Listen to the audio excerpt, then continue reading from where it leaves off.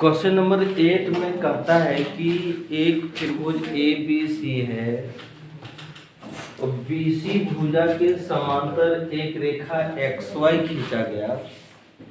तो शीर्ष A से होकर के हम खींच दिए XY एक रेखा, समांतर रेखा है, मतलब कि XY समांतर BC, XY समांतर BC है।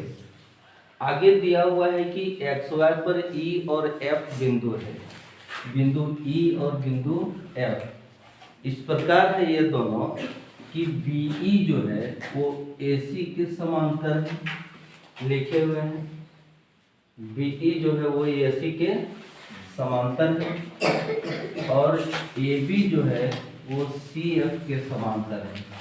AB जो है वो CF के समांतर है। हमको सिद्ध करना है area of ABE, area of ABE मतलब ये त्रिभुज, ठीक है, और एरिया ऑफ ACF यानी ये त्रिभुज, ये दोनों त्रिभुज के क्षेत्रफल को समान करना है, ठीक है ना। चलो, दोनों त्रिभुज के क्षेत्रफल को समान करने के लिए हम तुमको प्रमेय 9.1 ले जाते हैं। प्रमेय 9.1 में कहता है कि एक ही आधार और एक ही समांतर रेखा के बीच बने समांतर चतुर्भुज का क्षेत्रफल बराबर होता है। समांतर चतुर्भुज कहाँ है वो? जैसे अब BC समांतर XY दिया है? तो XY पर दो बिंदु तुम ले लो, यही XY पर ही न है वो दो बिंदु, अर्थात BC समांतर यही है, उसी पर का बिंदु है, तथा AC समांतर BE ये दिया है, ये दिया है। मतलब कि ये भुजा और ये भुजा दोनों समांतर है, और फिर ये भुजा और ये भुजा दोनों समांतर है। तो एक गुण लागू यहाँ होता है समांतर चतुर्भुज का कि सम्मुख भुजा समांतर है, नहीं? तो उसी गुण के आधार पर हम लिखेंगे चतुर्भुज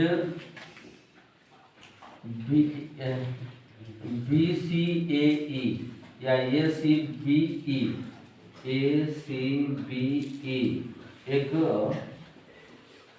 समांतर चतुर्भुज है। समीकरण 1 मान लीजिए। उसी प्रकार सेम यही प्रोसेस को लेकर के हम ABCF को समांतर चतुर्भुज कर सकते हैं। उसी प्रकार चतुर्भुज ABCF एक समांतर चतुर्भुज है ना? दोनों में ये दोनों समांतर चतुर्भुज का क्षेत्रफल बराबर, दोनों समांतर चतुर्भुज एक ही आधार BC पर स्थित है? BC पर स्थित है या नहीं? तथा BC समांतर XY है, ये दिया है। BC समांतर XY दिया है, इसलिए area of ACBE is equal to area of ABCF, P नहीं है F। अब यहाँ पर हम लिख देंगे प्रमेय 9.1 से। क्या यहाँ तक किसी को दिक्कत है क्या? ठीक है, तो आगे बढ़े। अच्छा, ठीक है। ये CBE दो त्रिभुजों में विभाजित है। कहाँ कहाँ पर है? ए सी बी ई दो त्रिभुजों में कहाँ कहाँ विभाजित है, हमको ये अपने से लेना है। त्रिभुज का नाम बता सकते हो? Area of A B E plus area of A B C, दो त्रिभुज है ना? ठीक, उस त्रिभुज में, उस चतुर्भुज में, यानी ए बी सी एफ में दो त्रिभुज का नाम बता दो। Area of A C F और area of A B C है या नहीं? दोनों तरफ ए बी सी है, ये दोनों त्रिभुज कट जाएगा, है ना? तो बचा क्या? Area of A B E is equal to area of A C F. यही तुमको सिद्ध करना था और हम इसको प्रूफ कर दी, है नहीं जी? तो तक क्वेश्चन नंबर 9 का फिगर थोड़ा पेचीदा है, तुमको लग रहा है ना कि ये फिगर बड़ी बेढंगा है? कुछ नहीं है। ए बी सी डी एक समांतर चतुर्भुज है। बहुत चीज लिखा है उस क्वेश्चन में, लेकिन तुमको सिंपली यहाँ पर बता दे रहे हैं कि पी बी क्यू आर भी एक अन्य समांतर चतुर्भुज है। दो समांतर चतुर्भुज A B C D, P B Q R, और इन्हीं दोनों समांतर चतुर्भुज को सिद्ध कर का क्षेत्रफल बराबर करने के लिए हमको इतना सारा काम वो करवा दिया। क्वेश्चन में बोला गया कि ये सीपी को और ये AQ को दोनों को मिलाया गया। CP और AQ ये दोनों आपस में समांतर है, तो दोनों समांतर चतुर्भुज का क्षेत्रफल को सिद्ध करने के लिए इसमें एक रचना करना पड़ा हमको। दोनों समांतर चतुर्भुज के एक विकर्ण को मिलाया गया। ऐसे क्या है? समांतर चतुर्भुज ABCD का विकर्ण है। फिर PBQR क्या है? समांतर चतुर्भुज PBQR में समांतर चतुर्भुज PBQR का PQ जो है वो एक विकर्ण है, दोनों का विकर्ण हो गया, ये एक तरह का विकर्ण हो गया है। तो अब यहाँ प्रमाण करते हैं। समांतर चतुर्भुज ABCD में area of ABC is equal to area of ये DC, मतलब ये समांतर चतुर्भुज में इसका ये दोनों त्रिभुज का क्षेत्रफल बराबर होता है। ठीक है। फिर समांतर चतुर्भुज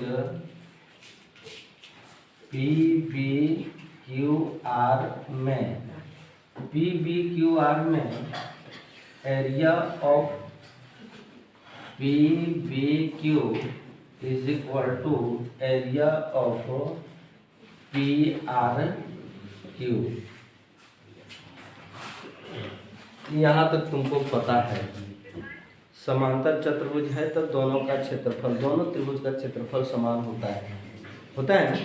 आगे बढ़ते हैं।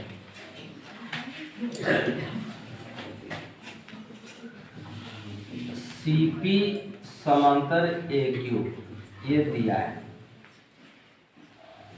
इसलिए एरिया ऑफ ACQ, देखो एरिया ऑफ ACQ कहीं दिखाई पड़ रहा है तुमको? ACQ कहीं दिखाई पड़ रहा है? ठीक है। और एरिया ऑफ APQ ये भी दिखाई पड़ रहा है। एक ही आधार और एक ही समांतर रेखा के बीच ये दो त्रिभुज कहाँ कहाँ पर? ACQ लिखे हैं, और फिर इसी आधार पर एक और त्रिभुज APQ, दोनों का क्षेत्रफल समान है? ये पढ़े हैं हम लोग। आगे बढ़ते हैं। ये त्रिभुज, इसलिए ये जो ACQ है वो दो त्रिभुजों में विभाजित है। ए सी क्यू, दो त्रिभुजों में कौन कौन सा, एक ए बी सी में और एक ए बी क्यू में, है ना विभाजित। तो लिखेंगे A B C plus A B Q, A B C और ए बी क्यू में विभाजित है। उसी प्रकार ये वाला त्रिभुज यानी ए बी क्यू त्रिभुज भी दो त्रिभुजों में विभाजित है। किसमें किसमें कि पी बी, नामकरण हम किए हुए हैं area of P B Q plus एक और नामकरण तुम करो A B Q, A B Q. तुम लोग को ठीक से समझ में नहीं आ रहा है इसलिए तुम लोग हाँ नहीं कर रहे। ए बी सी में एक ये त्रिभुज और एक ये त्रिभुज है। इस त्रिभुज का नाम लिखे हैं ए बी सी और इस त्रिभुज का नाम लिखे हैं ए बी क्यू। सही। फिर चलो ए बी क्यू त्रिभुज में एक त्रिभुज पी बी क्यू है और एक त्रिभुज ए बी क्यू है। तो ये दोनों त्रिभुज बन रहे हैं ना, वही नाम लिखे हुए हैं। लिखे ना, इसको और इसको कटा दे। जब ये कट गया तो हमारा बचा क्या, area of A B C is equal to area of P B Q. A B C और पी बी क्यू बचा ना। अब दोनों तरफ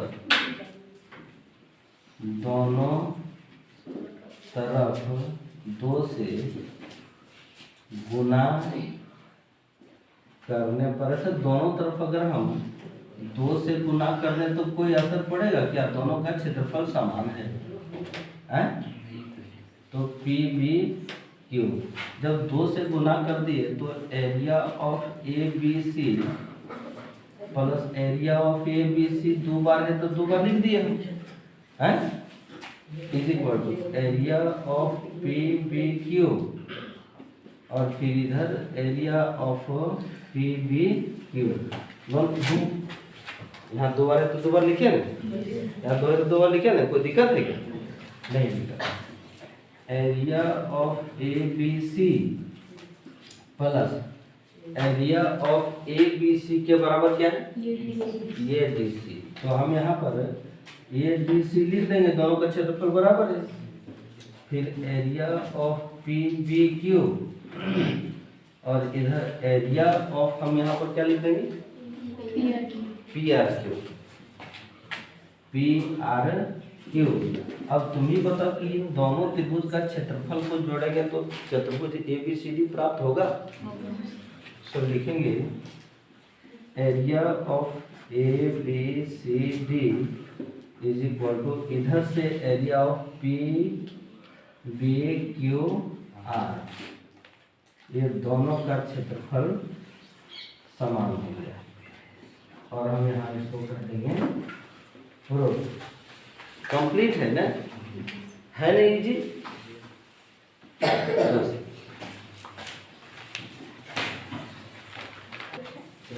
देखो ए बी सी डी एक पैरेललोग्राम है, पैरेललोग्राम। ये ग्राम वासियों मेरा पैर ले लो। हम बड़ी भागते हैं उधर लाइन मारे, इसलिए पैरे मेरा ले लो। नहीं, पैरेललोग्राम मतलब समांतर चतुर्भुज। ए बी सी डी एक समांतर चतुर्भुज है, इसके दोनों विकर्ण परस्पर बिंदु O पर प्रतिच्छेद करते हैं। ठीक है, ए सी और बी डी, ए सी और बी डी फिगर को भी देखो तुम लोग, ए सी और बी डी परस्पर बिंदु O पर प्रतिच्छेद करते हैं। सिद्ध करना है area of A O D, A O D कहाँ पर है, ए ओ डी ये वाला, और area of B O C, इसका दोनों का क्षेत्रफल को बराबर करना है।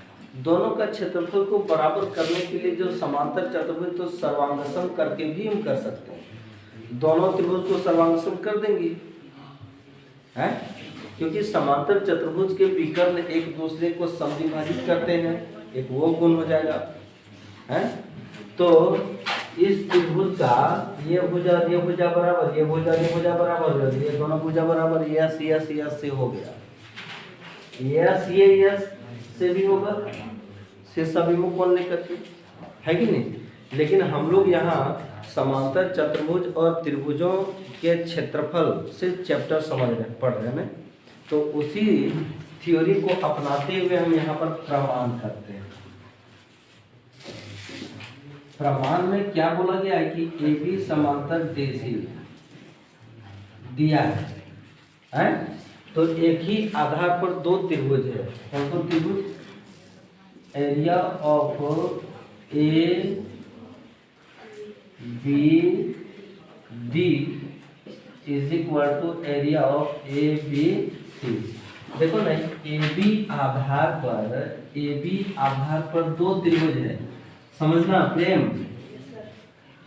प्रेम तुम समझना, नहीं तो तुमको मैथ तुमसे प्रेम नहीं करेगा, प्रेम को समझना पड़ेगा, ठीक है। इसी आधार पर एक और त्रिभुज है, ए बी से मेरे ये डबल लाइन हो जा रहा है, सॉरी, ठीक है। तो जल्दी जल्दी करते रहे ना, इसीलिए। तो एक ही आधार पर दो त्रिभुज है और एक ही समांतर रेखा के बीच स्थित है, तो दोनों का क्षेत्रफल समान होगा। इसके पहले वाले क्वेश्चन में तो वैसा तुमने स्वीकार किया था, तो यहाँ भी मानना पड़ेगा। अब ये जो त्रिभुज है वो दो त्रिभुजों में विभाजित है, कहाँ कहाँ पर है? एरिया ऑफ ए और डी मिला प्लस एक और त्रिभुज का नाम बताओ, ए ओ बी, ठीक बोला। उधर भी दो त्रिभुजों में विभाजित है, एरिया ऑफ बी ओ सी है ना, और एक और त्रिभुज का नाम बताओ, ए ओ बी। तो ये और ये दोनों कैंसिल हो गए, area of A O D, ठीक है, area of B O C. क्या सही है ना? कहीं गलती किए हैं क्या? और इस तरीके से हमारा ये प्रूफ हो गया कंप्लीट।